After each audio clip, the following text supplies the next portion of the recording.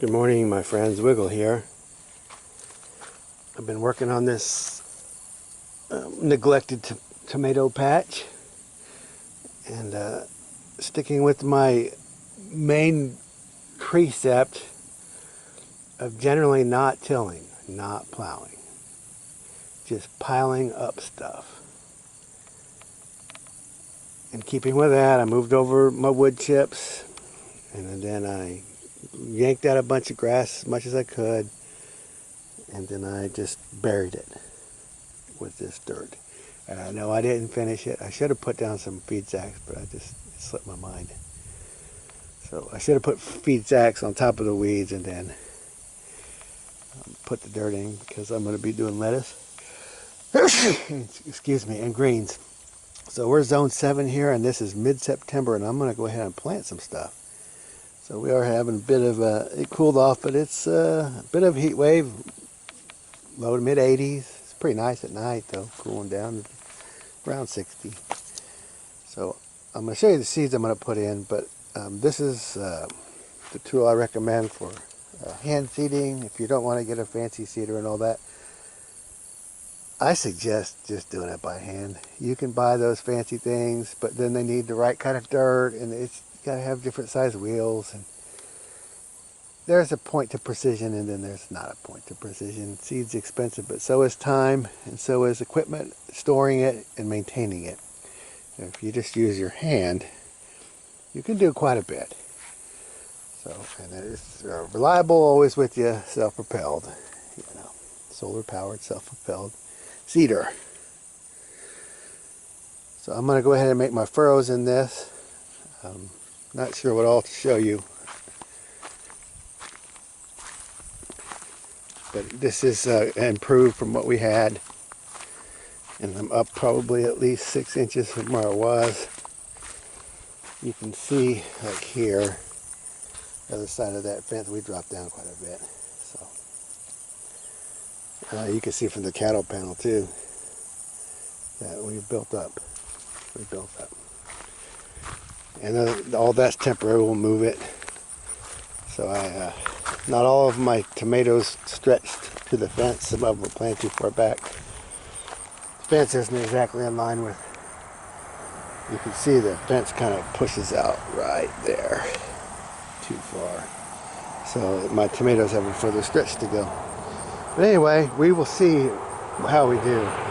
We'll probably have another 6 weeks before frost. Late October, around Halloween, we usually start worrying about a frost then. And a light frost at that, but it'll definitely kill tomatoes. Peppers tend to be a little tougher. So at this point, we have left peppers in place, but they got pretty much demolished by the cows. But we'll see what we get. Look, that's jalapenos coming on here. Nice, I see a couple jalapenos hiding in there. And I'm going to go ahead and get my furrows in, and stay tuned till the end, because I have some tips I'm going to share. One is about chestnuts, and the other is about plant markers. So I'll be back with you. Alright, hi y'all. I apologize for the wobbly footage, but here's how I hand seed. Got a little jar. Just walk. And this is just field peas, like standard that you would get for feed. So I'm just putting those in.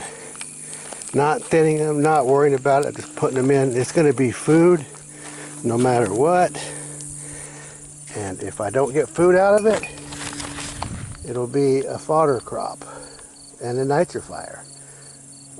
Or not fodder, a cover crop. Could be for fodder. I could chop it, feed it to the chickens. I don't think I'm going to let them in this particular garden. Anyway, I'm putting the peas in first.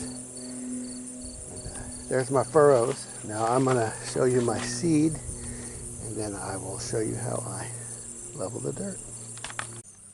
So here I am, zone 7, mid-September. I found out that dill actually can handle some cold, so I'm going to go ahead and put some in and see how it goes. This is a perennial sorrel. It's pretty good. High in vitamin C. And then here is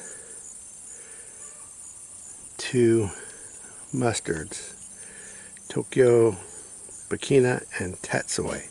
They grow fast, they take the cold. You'll pretty much have them all winter.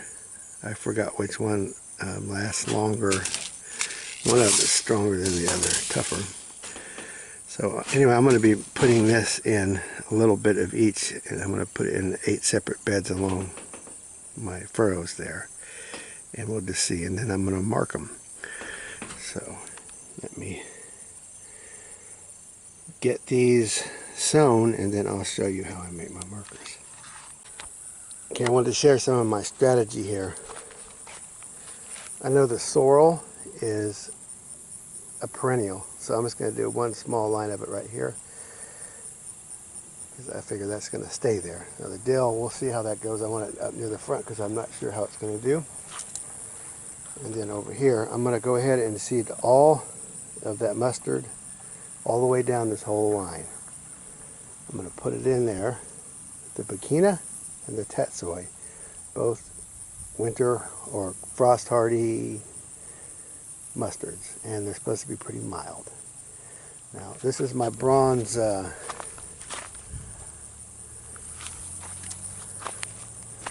arrow, and it's only 0.7 grams, so it's not very much. So I just do a little patch. That's the most scarce seed I have, so I'm just going to do this little patch right here, and then I kind of spaced it out on the other ones. So I have red sails, red salad bowl, and